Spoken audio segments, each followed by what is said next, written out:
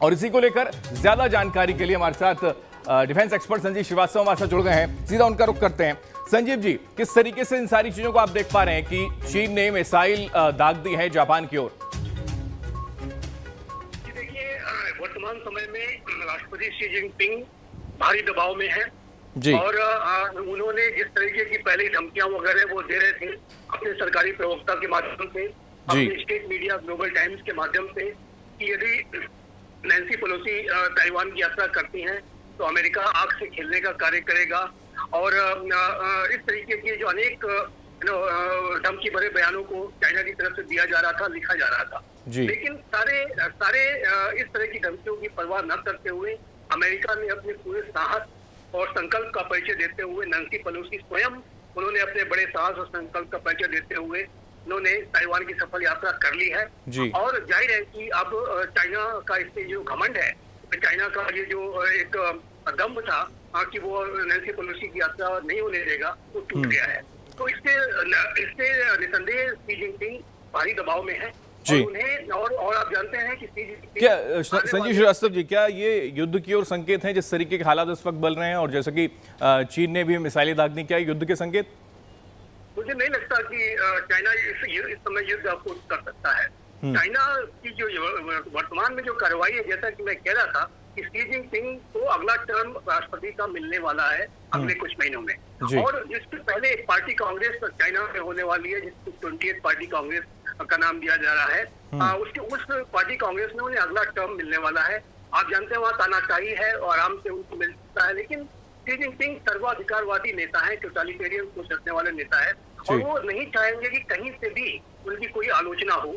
और Nancy Pelosi की visit की जो असफलता है चाइना की, वो जो विजिट अमेरिका ने कर ली है, उसकी वजह से कहीं उनके विरुद्ध कोई असंतोष वगैरह का स्वर न हो, उसको भी दिखाने के लिए, अपनी जनता को भी दिखाने के लिए, और अंतर्राष्ट्रीय समुदाय को भी दिखाने के लिए कि मैं एक शक्तिशाली लीडर हूँ, चाइना एक शक्तिशाली देश है, वो इस तरह की लाइव फायर ड्रिल वगैरह। इस वक्त क्या स्थिति है संजीव जी? क्या सुपर पावर को लेकर एक दबाव चाइना पर है? संजीव जी, लगता है आपको चाइना के ऊपर ये दबाव है?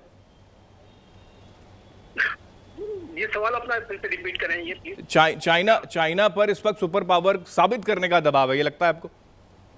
देखिए, सुपर पावर साबित करने का दबाव, मुझे लगता है कि अगर चाइना इस तरीके से अपने दबाव से बाहर निकलने की कोशिश करेगा तो चाइना का जो सुपर पावर स्टेटस, मुझे नहीं लगता कि अभी उसने उस तरह का स्टेटस एक्वायर कर पाया है जैसा कि वो अपेक्षा रखता है। और जाहिर है कि उसकी अपेक्षाएं, उसकी महत्वाकांक्षाएं बहुत बड़ी हैं।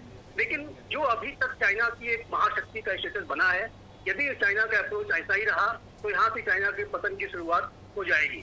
कोरोना के संक्रमण काल में आपने देखा कि चाइना किस तरह से एक्सपोज हुआ है।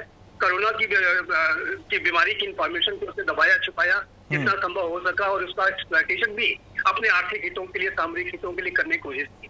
ताइवान को लगातार वो धमकाने की कोशिश करता है, ताइवान के अस्तित्व पर वो संकट पैदा कर रहा है। पूरे साउथ चाइना सी के 90% पर एकाधिकार का दावा करता है। जापान के सेंकाकू आइलैंड के ऊपर वो एक अपने अधिकार का दावा करता है। पूरे जो आप जानते हैं कि भारत और चाइना के बीच में जो विवाद की स्थिति आप देख ही रहे हैं। और अब चाइना अपने BRI के माध्यम से, बेल्ट एंड रोड इनिशिएटिव का जो उसका कर्ज की अपने जाल को बिछाने की जो नीति है, उससे तो वो पूरे विश्व में एक साम्राज्यवादी सोच के साथ, उपनिवेशवादी सोच के साथ आगे बढ़ रहा है। भारत का स्टैंड क्या लगता है आपको संजीव जी? इसको किस तरीके से आप देख पा रहे हैं? क्योंकि रशिया यूक्रेन के बीच जब युद्ध हुआ तब भी ऐसी स्थितियां निकलकर सामने आ रही थी कि भारत किस साइड जाएगा, क्या करेगा, क्या हर किसी की नजर, दुनिया की नजर भारत पर होती है। ऐसे मसले को लेकर, इस वक्त की सिचुएशन को लेकर भारत की स्ट्रेटेजी क्या होगी? क्या तटस्थ रहने वाला है भारत? देखिए, जहां तक मेरा ऐसा असेसमेंट है कि यूक्रेन संकट का जो रिस्पांस था उसमें भारत ने बहुत ही एक तटस्थता का रुख अपनाया और किसी पक्ष का साथ नहीं दिया। लेकिन यदि चाइना ने ताइवान के ऊपर कोई हमला किया तो इस ताइवान संकट के संदर्भ में भारत का रुख अलग हो सकता है। और ये भारत अवश्य देखना चाहेगा कि जो इंडो पैसिफिक रीजन का रूल्स बेस्ड ऑर्डर है, डेमोक्रेटिक ऑर्डर है, वो डिस्टर्ब न हो। चाइना यदि ताइवान पर कब्जा करने में सफल हो जाता है तो चाइना ताइवान की टेरिटरी का इस्तेमाल करते हुए पूरे इंडो पैसिफिक रीजन का जो फ्रीडम ऑफ नेविगेशन है, फ्रीडम ऑफ वर्ल्ड फ्लाइट है, उसको डिस्टर्ब कर देगा। पूरे साउथ चाइना सी अपने 90% भाग पे जो एकाधिकार का दावा करता है उसको और अधिक इम्पोज करने के लिए आगे बढ़ेगा। सिंगापुर आइलैंड खतरे में पड़ जाएगा और जी। हमारे जो इंडिया चाइना बॉर्डर एरिया पर भी चाइना कुछ हरकतें कर सकता है यदि चाइना ताइवान में सफल हो गया। तो जी। भारत कभी भी नहीं चाहेगा कि चाइना अपने इस तरह की ताइवान के मंसूबों में सफल हो। विश्व का कोई भी लोकतांत्रिक राष्ट्र नहीं चाहेगा कि ताइवान पे जो है हमला चाइना का सफल हो। तो इसी ठीक। वजह से इस चाइना को के ऊपर लगाम लगाने के लिए मेरा ऐसा स्पष्ट रूप से मानना है कि अमेरिका का भी जो रिस्पांस है, भारत का भी जो रिस्पांस है, जी। जो अन्य लोकतांत्रिक राष्ट्रों का जो रिस्पांस ताइवान संकट के संदर्भ में बहुत ही ज्यादा ठीक। अलग हो सकता है, ये एग्रेसिव हो सकता है, काफी फोर्सफुल हो सकता है। ठीक, चलिए संजय जी, बहुत शुक्रिया हमारे साथ बातचीत करने के लिए।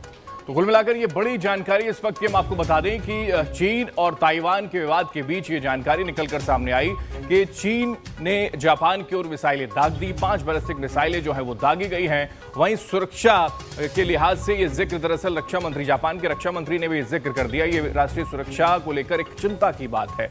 फिलहाल इस बड़ी खबर में इतना ही। देश दुनिया की तमाम खबरों के लिए आप देखते रहिए वीके न्यूज।